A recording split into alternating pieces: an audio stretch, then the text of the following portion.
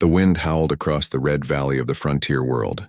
Ethan Cross walked alone between burned ridges, his medical scanner flickering weakly in his hand. He was a field medic from Earth, stationed on a border planet where humans and alien tribes fought over minerals no one really needed. His unit had pulled back 2 days ago after a violent skirmish. But Ethan stayed behind to search for survivors. He could not leave people to die no matter their species. The dust was thick and hot, filling the air with the smell of metal and smoke. Every few meters he stopped, scanning for life. The machine only beeped faintly, showing nothing but dead terrain. He was about to turn back when a faint signal blinked on the display, almost gone. He followed it up a rocky hill, climbing over shattered ground. Near the top, half buried in ash, he saw movement. A small hand, slender, faintly glowing blue, trembled from beneath the debris. Ethan dropped to his knees and started digging with his gloves. The rocks were hot and heavy, burning through the fabric, but he ignored the pain. Finally, he uncovered a young alien girl, no older than 20 by human guess. Her silver hair was tangled with dust, her skin faintly luminous with shifting patterns like flowing water. Her chest rose weakly, but her breathing was shallow. She wore armor of strange crystal plates, cracked and smoking from plasma burns. Ethan checked her pulse and whispered, "Hang on, you're alive. You're going to be fine." Her eyelids fluttered. Her pupils were shaped like glowing rings, reflecting him back. She tried to speak, but only managed a whisper that sounded like his name. That froze him for a moment. How could she know it? He pushed the thought away and lifted her carefully into his arms. His suit sensors screamed warnings. Radiation from the battle lingered in the area. He hurried down the slope toward the shelter he had set up earlier, every step heavy under her weight. Inside the small tent, he laid her on a med bed and started his emergency kit. He cleaned the burns, sealed wounds with biofoam, and injected nanomedicine from his last dose. The girl winced, her breathing sharp then steadied. Ethan's visor flashed green. Her vitals were improving. He exhaled slowly, finally allowing himself to feel relief. Outside, the storm grew louder, rattling the shelter. He checked the power cell. It was nearly empty, but it would hold for the night. Hours passed. The alien girl stirred in her sleep, mumbling words in her own tongue. Ethan sat nearby, writing in his log. Unknown female, species Thalri, recovered near Sector Delta 9. Patient stable but in critical fatigue. Possible neural trauma. He looked at her again. Even through the dust, she seemed strangely peaceful now, like a light glowing in the dark. When the first rays of the twin suns entered the valley, she woke. Her eyes opened fully, shining bright blue, and she stared at him with confusion and fear. She tried to move but winced, holding her side. Ethan raised his hands gently. "Easy. You're safe. You were injured, but I treated you." She blinked, her expression unreadable, then spoke in broken galactic standard. "Why, you help me? Human killed Thalari. Always." Her voice was soft but trembling. Ethan shook his head. "Not me. I don't fight, I heal. You were alive, so I helped. That's all." She frowned, studying his face as if searching for some hidden motive. "You no want reward?" she asked. He smiled faintly. "No. Just seeing you breathe again is enough reward." For a long time she said nothing. Then she lowered her gaze, whispering words in her own language that his translator could not catch. When she looked back up, there were tears glowing on her cheeks. "You not understand what you did," she said quietly. "You change everything." Before Ethan could reply, a faint hum echoed outside the tent. His scanner detected multiple approaching signals, 3 moving fast. He reached for his communicator, but the signal was jammed. The alien girl tried to sit up despite the pain. "No, they come for me," she murmured. "My sisters."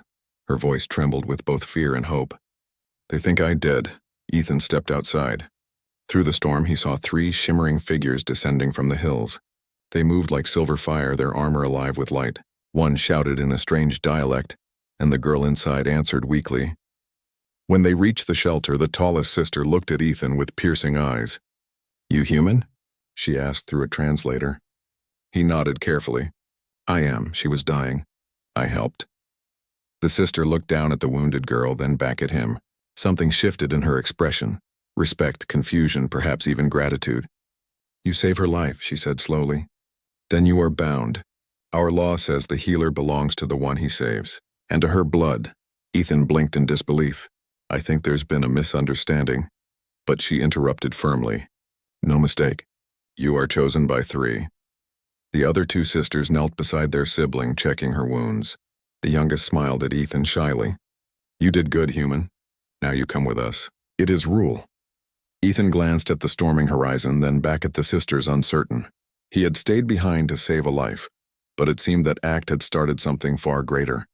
As the winds howled around them, he realized he might never be just a medic again. The bond had already begun, and none of them could yet see where it would lead. The air was still thick with dust when Ethan followed the alien sisters through the valley. His boots sank into soft red soil that shimmered faintly under the strange suns. None of them spoke for a long time. The wounded girl, Lyra, was supported by her 2 sisters. Vela, tall and sharp-eyed, and Sora, smaller, with a curious look that kept drifting toward him. Ethan kept his medical kit strapped to his side, ready in case Lyra collapsed again.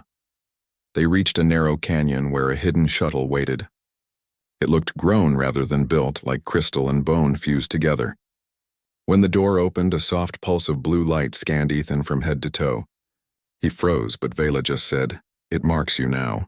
"You belong with us," he frowned. "I didn't agree to anything." Vela looked at him seriously. "You saved a Thalri heart. The bond is not yours to choose." The shuttle rose into the sky with a smooth hum. Through the window, Ethan watched the battlefield fade behind them. For the first time in months, he felt no command channel in his ear. No mission orders, only silence. He tried to rest, but the alien ship felt alive, breathing softly around him. Lyra stirred on the bed beside him. "You're not afraid?" she asked quietly. Ethan shook his head. "No, I've seen worse places." She smiled weakly. "Then you will see our home." When the shuttle entered orbit, Ethan saw the Thalri capital for the first time. It floated above the planet's surface, a vast web of glowing structures connected by bridges of light. It looked like a living organism stretched across the sky. The sisters led him to a platform guarded by silent warriors. The air smelled faintly of ozone and flowers. Everything seemed to hum with energy. A group of elders waited, their eyes glowing in shifting colors. They bowed to Lyra, then turned toward Ethan. One of them spoke through a translator drone. "The human who heals has arrived. The bond is sealed." Ethan blinked. "Wait, bond? What does that mean exactly?" The elder smiled faintly. "It means you are of their line now. Their mother will see you."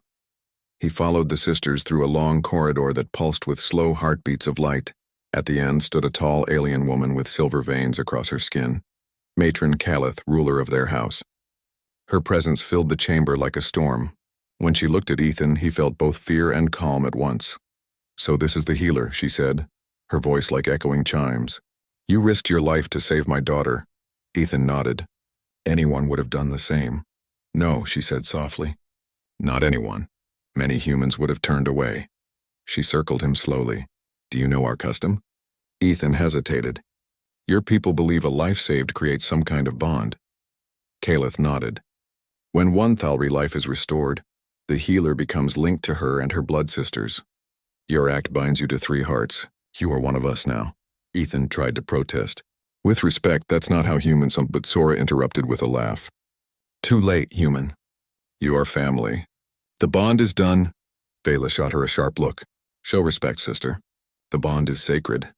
Calith raised a hand to silence them. "You will remain among us until the link is proven complete. If your heart rejects the connection, it will fade. But if it accepts, your life and ours will merge in ways you cannot yet understand." Ethan exhaled slowly. He didn't know what to say. He hadn't meant for any of this to happen. All he'd done was save a wounded girl. Now 3 alien sisters and an entire house treated him like someone chosen by fate. That night, they gave him a small chamber overlooking the glowing city.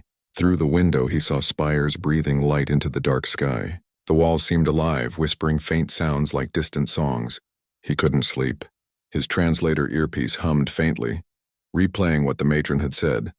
3 hearts are claimed. Suddenly, the door slid open. Lyra stood there, wearing a loose garment that shimmered with her bioluminescent patterns. "You can't rest," she said quietly. "The bond keeps you awake." "It is forming." Ethan sat up. "Forming? What does that mean?" She stepped closer, her voice gentle. "When we heal, we share our energy. You gave yours to save me. Now it returns, connecting you to us. You will feel what we feel." He stared at her in disbelief. You're saying I'll be able to feel your emotions? Lyra nodded. And we yours. It is how the Thalri understand love and loyalty. It cannot be faked. Ethan rubbed his face. I never asked for this. I know, she said softly. But neither did I. Yet here we are, joined by choice made in kindness. There was silence for a while. Outside, the alien city glowed brighter as night deepened. Lyra looked at him with calm eyes. My sisters are curious about you. Vela doubts humans can feel true empathy. Sora believes you are different. I only know you saved me when you didn't have to. Ethan smiled faintly. That's just what humans do when someone's in trouble. She studied him for a long time, then whispered, then maybe humanity and Thalri are not so different after all. When she left, Ethan looked out again at the living city. He could sense faint emotions at the edge of his mind, warmth, curiosity, and something like trust. He didn't understand how, but it felt real. Somewhere deep inside, a connection had begun to grow between the human and the three alien sisters.